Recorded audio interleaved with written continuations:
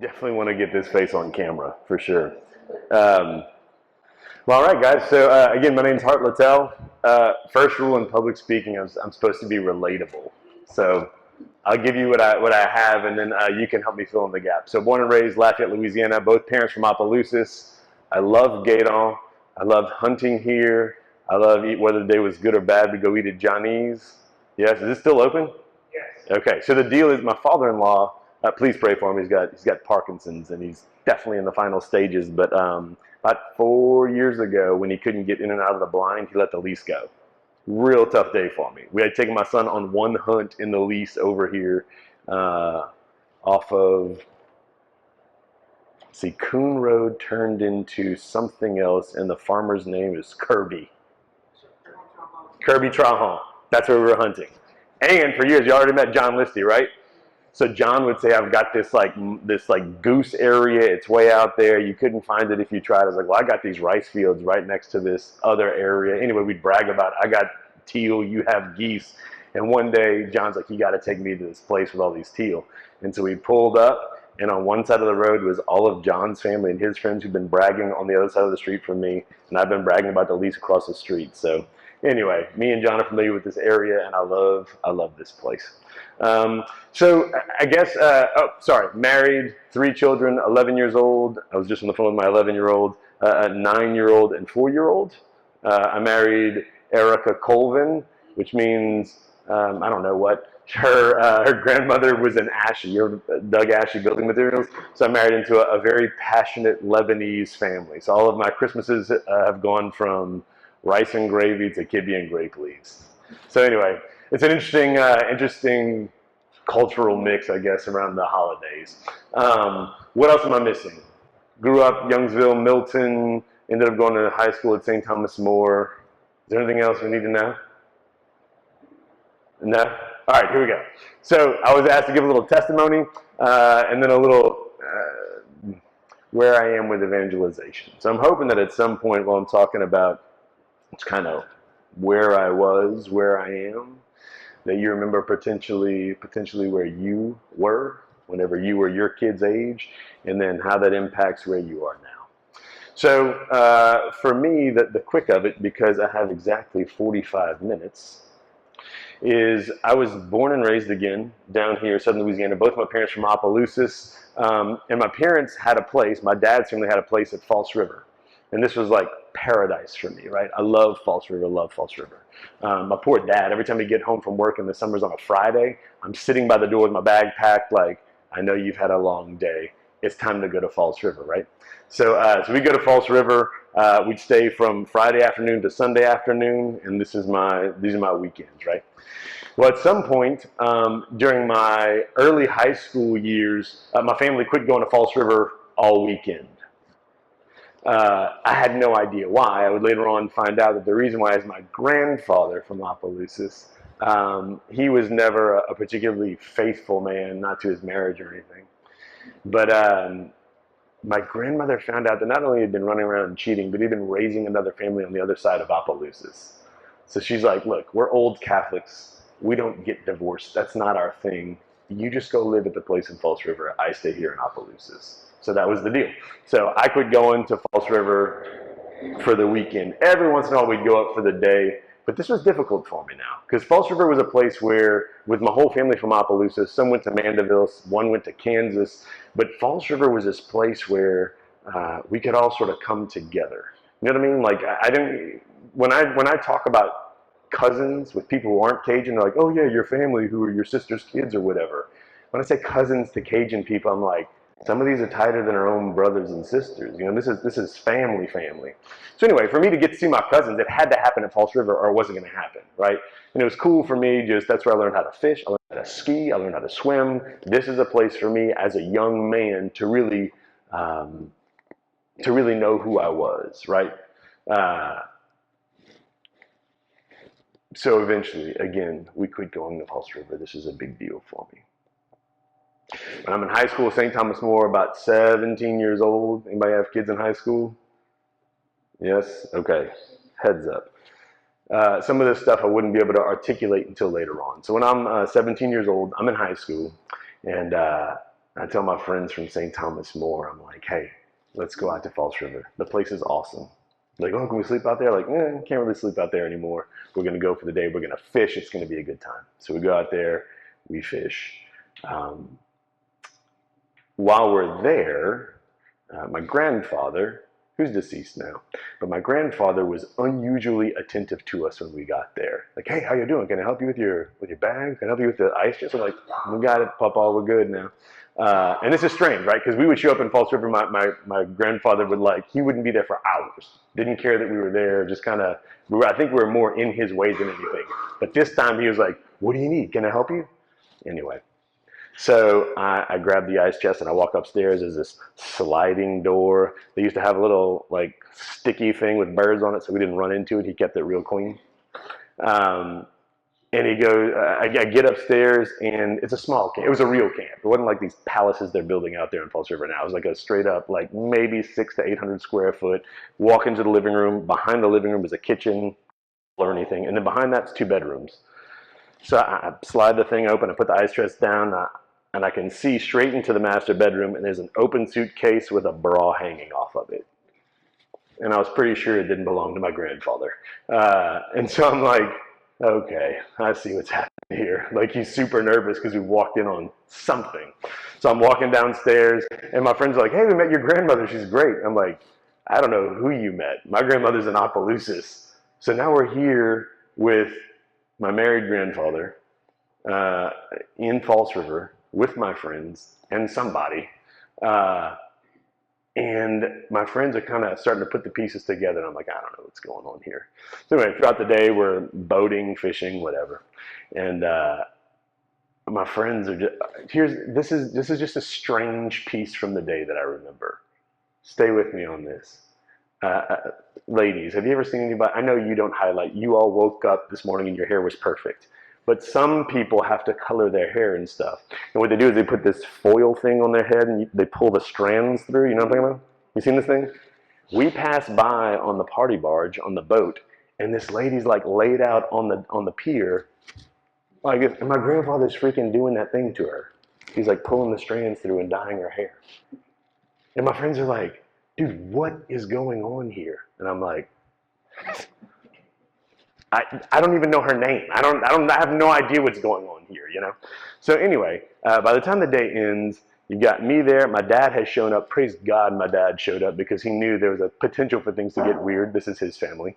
And my grandfather. Now remember, this place for me was a place, especially for me as a young man, to know my place among men. This is fishing, skiing, whenever I'd start scaling with the spoon, and then my cousins would gut and stuff. I was only probably 9, 10 whenever that happened. I couldn't wait for the day whenever I got the knife. I would nail the catfish to the post. We'd skin it. I mean, this is a place for young men. And of course, the ladies, my mom and them, not being sexist, this is just what it is. They like to sit around and talk and drink all day, and at the end of the day, they would cook whatever we caught. It was awesome. It was paradise. So the end of the day comes, me, my grandfather, my friends are getting in their cars. My dad and I are about to load up. My grandfather goes, can I talk to y'all real quick? I said, sure. So I'm looking at him like, dude, how are you going to apologize, explain, what you got here? And he goes, hey, look, I just, I think it's best if you guys don't come out here anymore. Boom.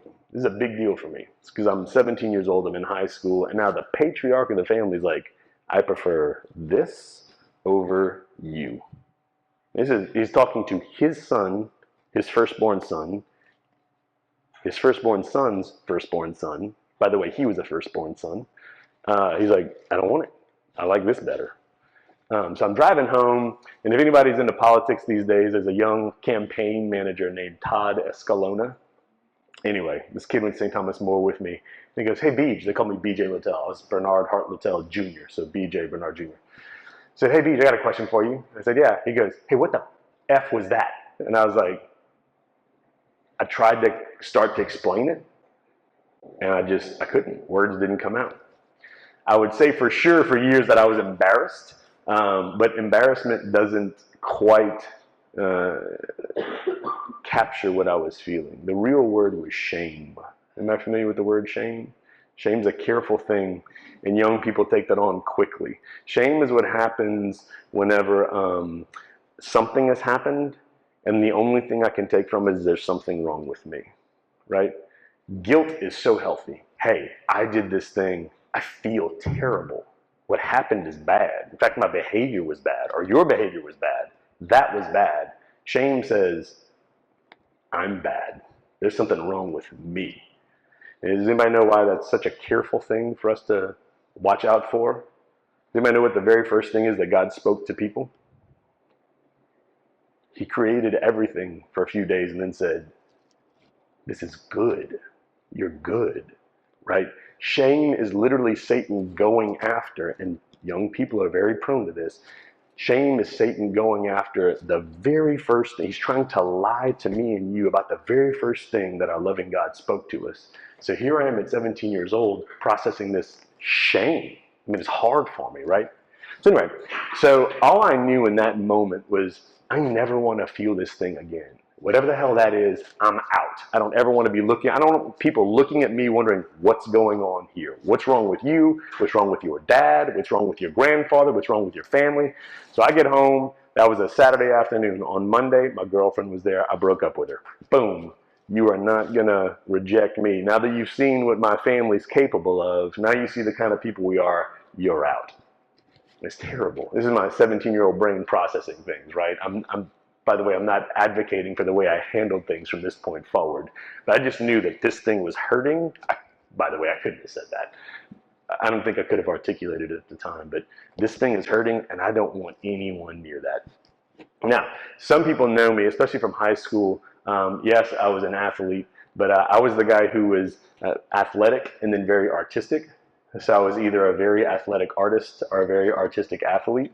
And so, but at my core, I really find that I'm probably one of those neurotic art critic guys. My sports friends are like, kind of like, really? But yeah, that's how it is. So in this sort of nerdy, artistic brain and body thing that I was dealing with, I started to take on this persona. Sorry for breathing into the mic. This persona that for me, I'm like, who doesn't get hurt? Who doesn't ever have to show this thing?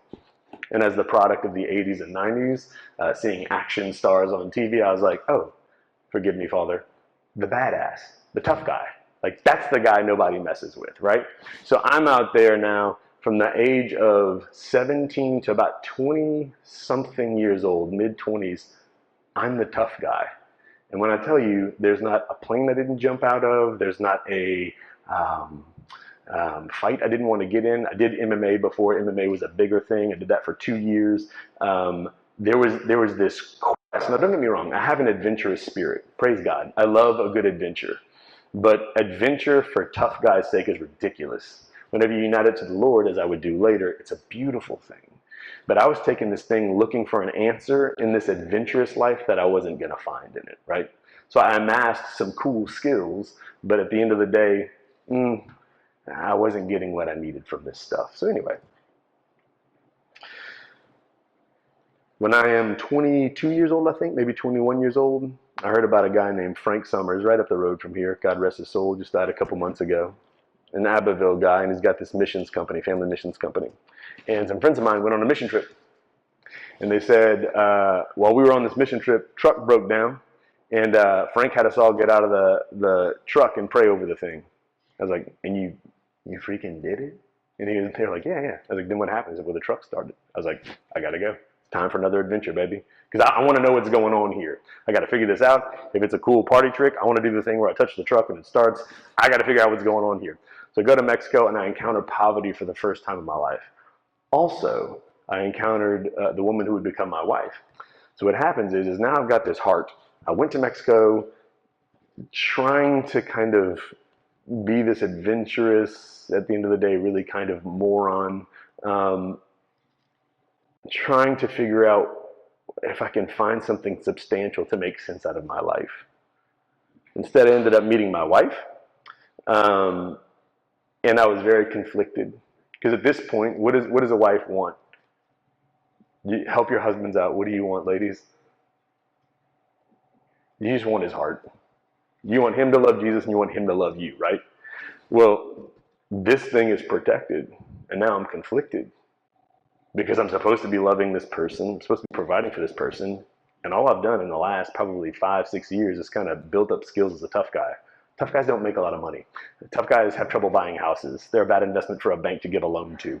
So I figured if I'm going to do this thing, I need to find a job that's tough guy worthy, so I become a commercial diver.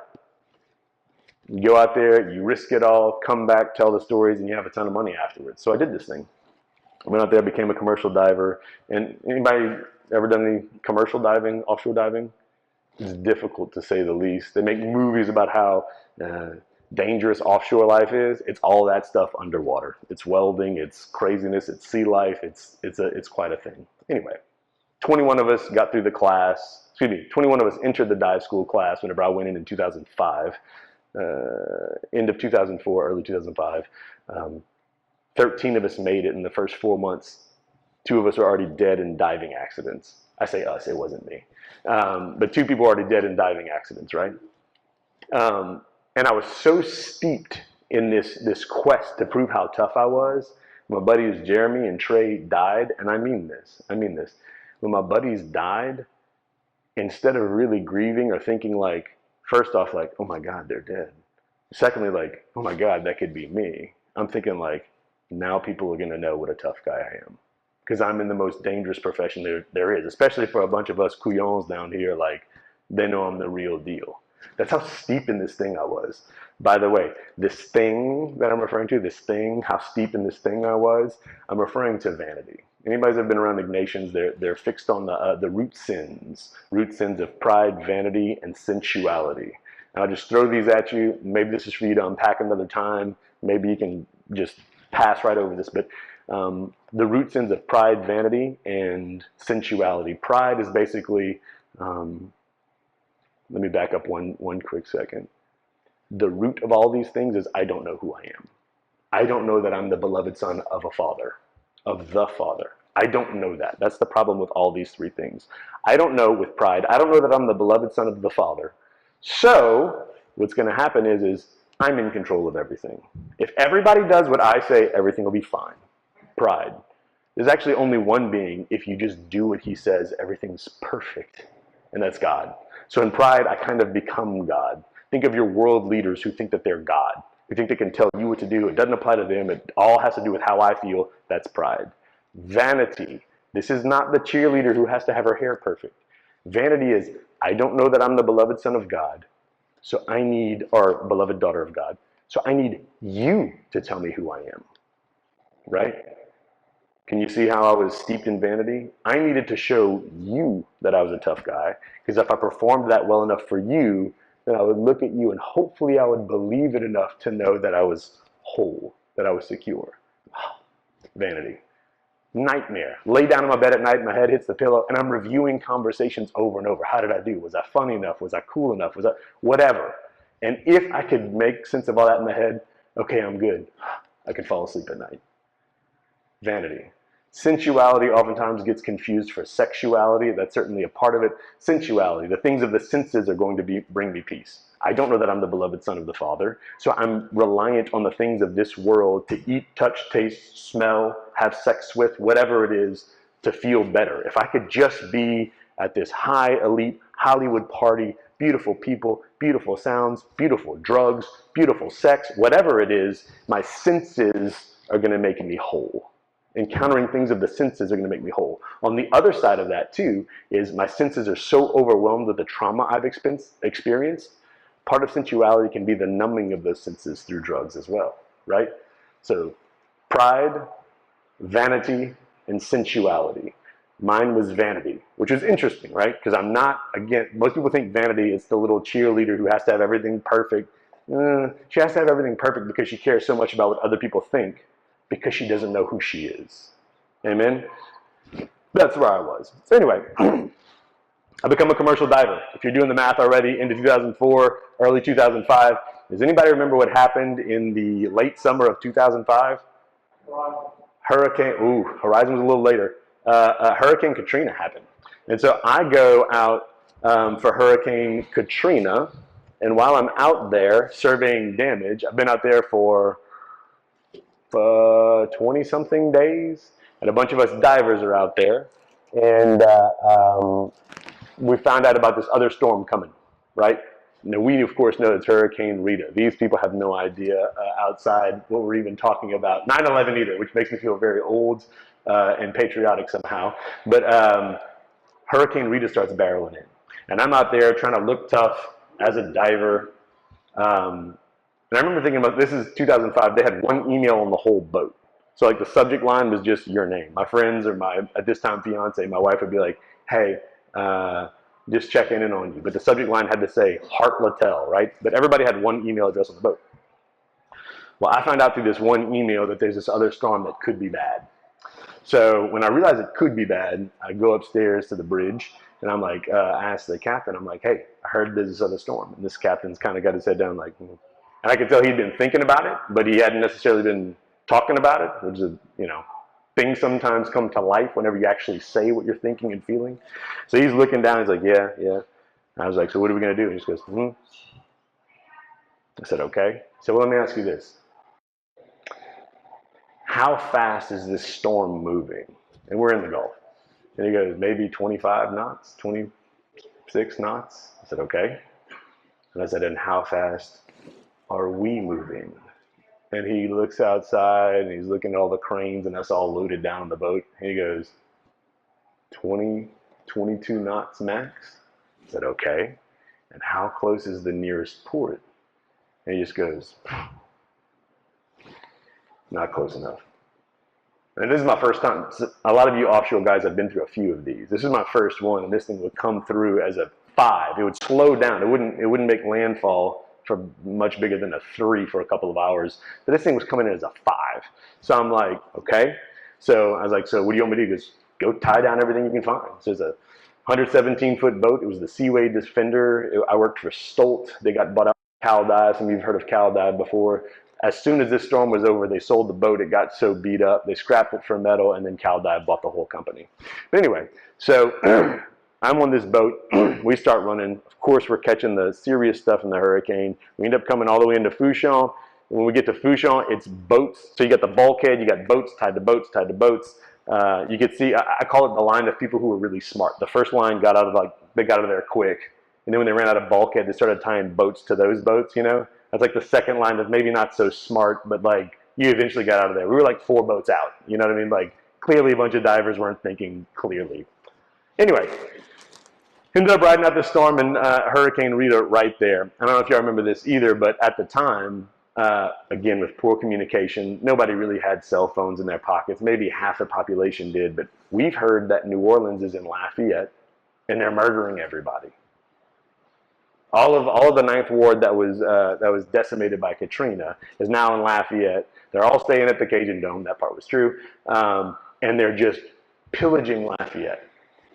I mean, I had no way to refute that. And of course, a bunch of dudes on a boat. There's like almost 120 of us on this boat. So everybody's talking like, we got to get off this boat. But the water's coming up. Fouchon, I don't know if you remember this, but Fouchon just was the Gulf of Mexico. It was you couldn't see anything but rooftops and telephone posts, you know. We got to get off of this boat, blah, blah, blah. My family, meanwhile, thinks I'm dead in Hurricane Rita. So this horrible miscommunication is going on. And everybody starts jumping boats, like from the furthest out to get to well, I guess at this time they were still land. By the time I got off the boat, everything was the Gulf of Mexico. When we first pulled in, you could still actually get to roads and bridges. So everybody's running off the boat. I grab my stuff, and I'm running off. And of course, I've got my red hat on. Anybody who's been offshore knows exactly what that means. New guy. So I've got my red hat on. I've got all my stuff. And the superintendent goes, hey, greenhorn. I'm like, yep. He goes, where are you going? I was like, anywhere but the Gulf of freaking Mexico in a hurricane is where I'm going. He goes, well, who's going to take care of the guys in saturation? And I was like, I don't know. Who is this sorry sucker who has to take care of the guys in saturation? And the quick to this story to make it relevant here is saturation diving is a situation where when they walk on the boat, when sat divers walk on the boat, they immediately walk into the big decompression chambers. And Immediately, they'll walk on the boat. Hey, good to see you. See you in 30 days. Good to see you. Hey, see you in 30 days. They walk into a decompression chamber and they start pressing immediately on the deck of the boat, right? These guys are going to be diving at like 500, 600, 700 feet. So they need all the gas in their body to acclimate to that pressure the second they get on the boat. And so our guys in saturation who are living in these capsules for 30 days at a time, they need about 7 days to slowly decompress. Because if you decompress too quickly, think about a Coke bottle. Every gas in your body, boom, pops, right? So you can embolize your lungs, your teeth can explode, anywhere where there's a compressed piece of gas or molecule of gas, everything can blow up real quick. So everybody's leaving the boat. I completely forgot that we have like 6 divers still in saturation that still need to be slowly decompressed so they can acclimate and then leave the boat. And I'm doing the math. I'm like, well, the storm's going to be past us at this time, you know? So the superintendent said, you're taking care of the guys that sat. So I'm just watching everybody leave, watching the water rise. Sure enough, the last taillights disappear. And my last act as a tough guy, as a badass, it was as people leave, I'm like, all right, sure, catch you on the other side. I don't know. Trying to pretend like I know what tough guys are supposed to say in this situation, you know, have a good one. All of a sudden, here's this guy, steeped in his own vanity, on the back deck of a boat. Captain stayed in the bridge, guys are in saturation, and no one can see me. There's no one to perform for. There's no one to be tough for. And the storm's kicking up, haven't hit the eye yet. And I'm like, what are the odds that I die here? In fact, I think it's probably pretty good now because I'm watching the mooring ropes and I'm watching them get stretched, one of them pop. Who knows? And I remember specifically, I remember saying, Father. Remember, I kind of hated fathers at this point because of the way mine were acting in my family. I said, Father, I said, if I live here, I'm yours. And I said, Father, if I die here, I'm yours. And when I tell you this peace came over me, this warm peace came over me, I was done. I found some coiled up diver umbilical on the back of the boat, and I just kind of curled up in it, and I fell asleep. I'd fallen asleep for 6 hours on the back deck of a boat in a hurricane. Now, was I sleeping because I'd been preparing for and dealing with a hurricane for the last 36 hours? Probably. Was I sleeping because I'd been running for about 6 or so years from this? Probably. I got rest for the first time in years. Quick, I know I don't have much time, but this is hilarious. Those divers who are in saturation, they're breathing not nitrox like you and I are breathing. They're breathing heliox because the nitrogen is too combustible, right? So heliox, think helium, right? So I was woken up 6 hours later. I had a lapel mic. And it's like a bunch of cussing chipmunks, like wondering where the F I was. It was hilarious. That's what woke me up 6 hours later. And like, where the F have you been? But it's all like chipmunk voice, you know? And I said, I don't know. He said, well, what are you doing? I was like, I don't know. So I stood up, and when I tell you I stood up, the weight was off of me, of pretending to be something that I'm not, of hating fathers, hating authority, hating, just like, I'm back. I feel good. So anyway, as time would go on, I went from that, and this is a careful thing for me too, perhaps a careful thing for you. And I don't want to project anything onto you. But if you're anything like me, God help you. I had this beautiful experience in 2005, and I knew I'm his and he's mine. I'm going to live the rest of my life for him. I'm good. Slowly consumerism, slowly this secular capitalistic mindset, this environment that we live in slowly started to attach itself to me. I allowed it to attach itself to me. I became a home builder. I wanted to use my money that I made from being offshore. I wanted to use that to buy a rental property. So I get involved with some home builders. My father-in-law was a very successful builder, very successful developer. I figured, well, if I can do this, then I can build my own houses, and I can actually keep some of those and rent some of those out. And I did that. And I never realized, and I went from a guy with like this encounter with the Lord, like 2005, like I was brand new. In fact, our non-Catholic brothers and sisters talk about this born again feeling. I'm like, I think I know what you mean. I feel that thing. And slowly, this secularism just sort of, I allowed it to overtake me. Fast forward about 10 years, and my wife and I are looking at hosting Christmas at our house. And I got like a 3,000 square foot house in a gated community. My father-in-law developed the neighborhood. I built all the houses in them. We're looking at having Christmas at our house. We realized that our couch was totally inadequate. My wife's like, well, I like this one. I was like, yeah, it's like a $3,000 couch. She's like, so what do you want to do? I was like, get it. Let's get the couch. Spending money like crazy, not accounting for anything, making money like crazy, not really thinking about anything, because building and developing was crushing for those 10 years. Anyway, crushing in a good way. Like fraternity guys say it, not like crushing us. They were crushing it. So anyway, I remember there's this point in like 2016 where we're living this life. Building is starting to tank. I'm on the board of directors with the Acadiana Home Builders, and they're like, they're all rallying together. Like, what are we going to do? We're going to build these, and we're going to sit on them for a while. We're going to get skinny for a while. We have to run lean, but then we're going to come out strong. And I remember thinking to myself, like, I hate that. I don't like this enough to dig deep and figure out a way out of this building crisis. That's not what this thing is here. And these guys meant it. They were all about it. And I realized, like, I like building houses as long as it's making a lot of money. Now that it's not, I don't have any attachment to this thing. So anyway, I quit building. And I go back to that place. I'm like, Lord, I'm listening. What do you want from me? He was like, still here. And you kind of, you didn't leave me on the boat. You took me off the boat with you. But slowly you just kind of forgot about me.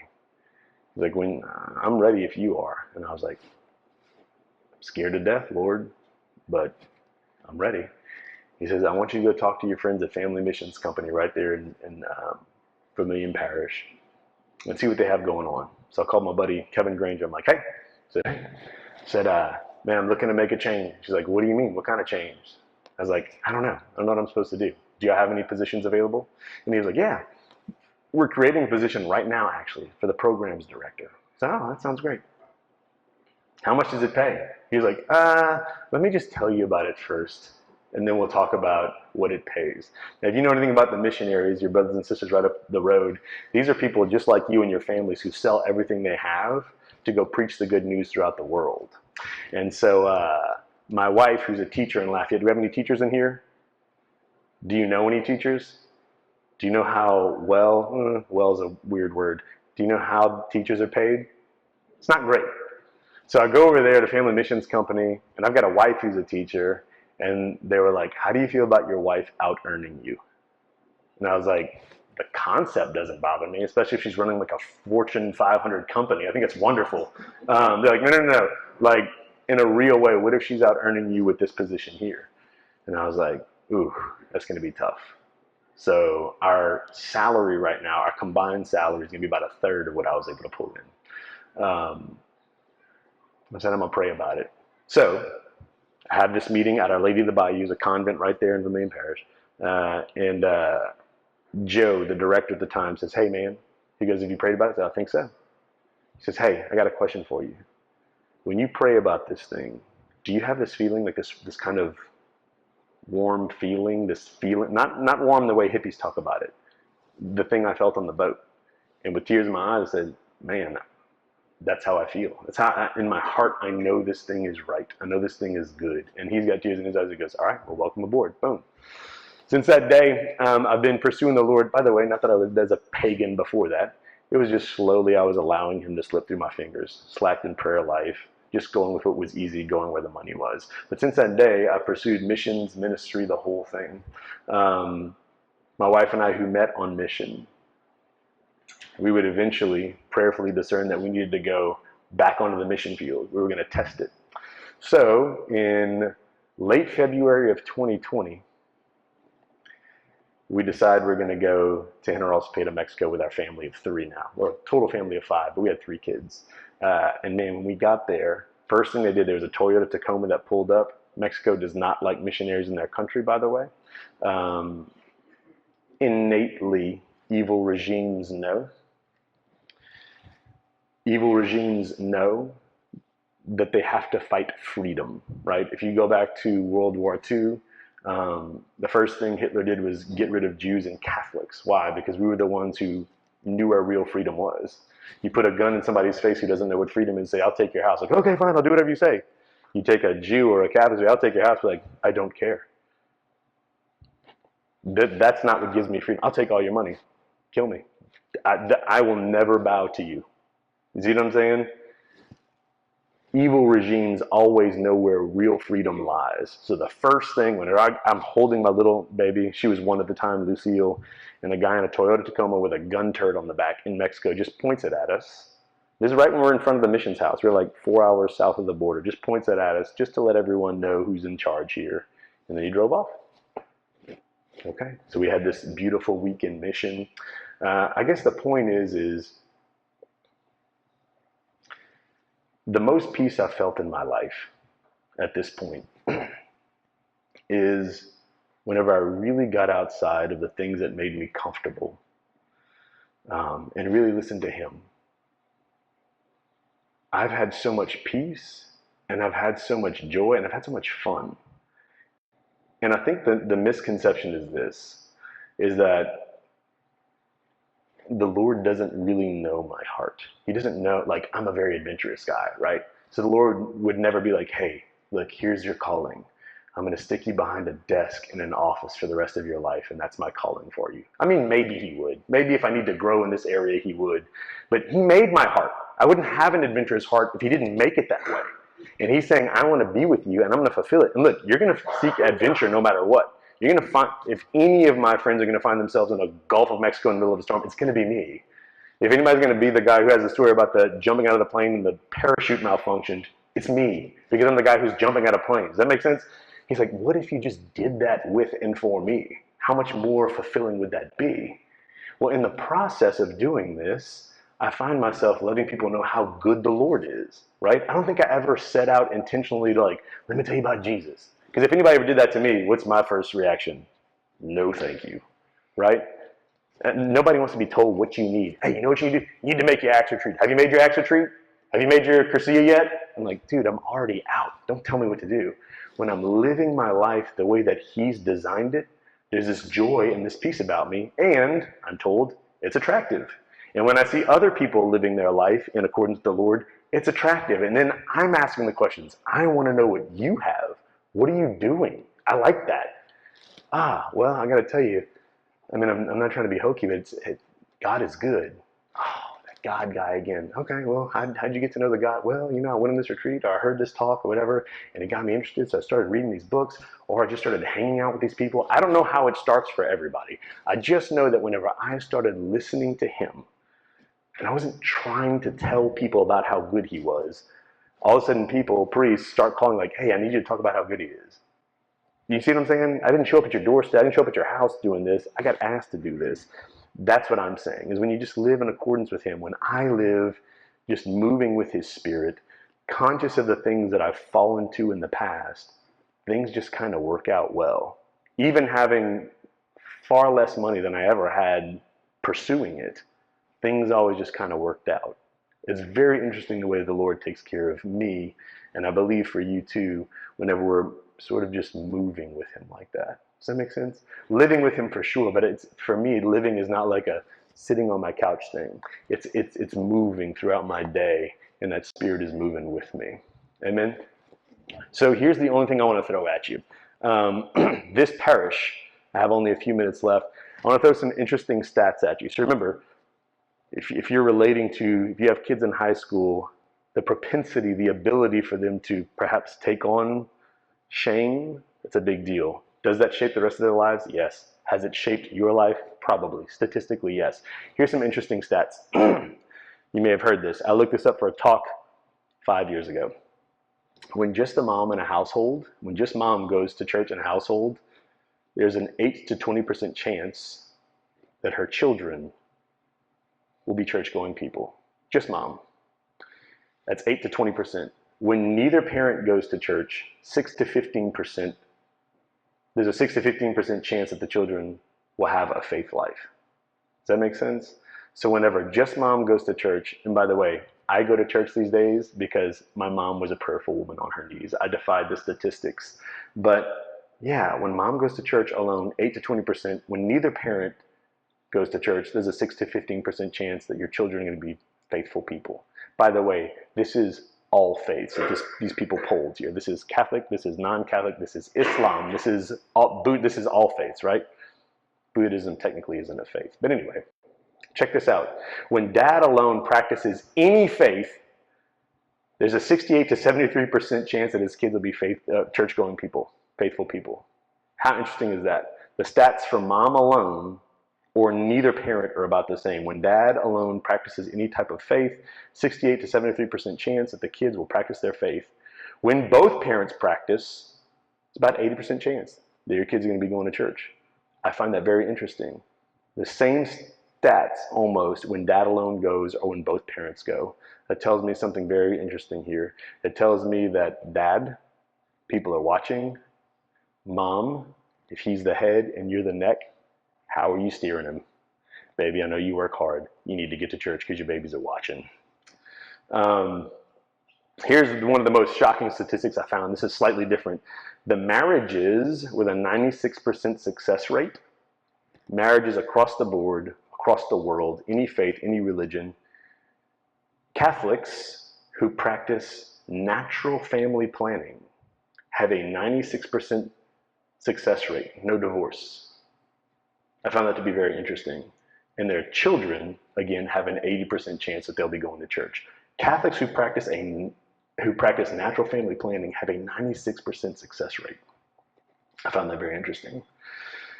After I speak at stuff like this, and sometimes it's smaller crowds, sometimes it's bigger, parents will come to me and say like, hey, I like what you said. My kid sounds like exactly where you are. You have to talk to him. Can I set up a coffee with him? And at first, ignorantly, I would say, yeah, sit me down with your son or daughter, let's talk, you know?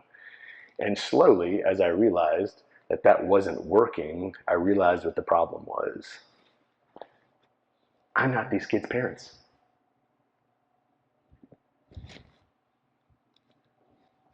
They're looking to mom and dad. There's no single sit down where I'm going to convince somebody that God is good.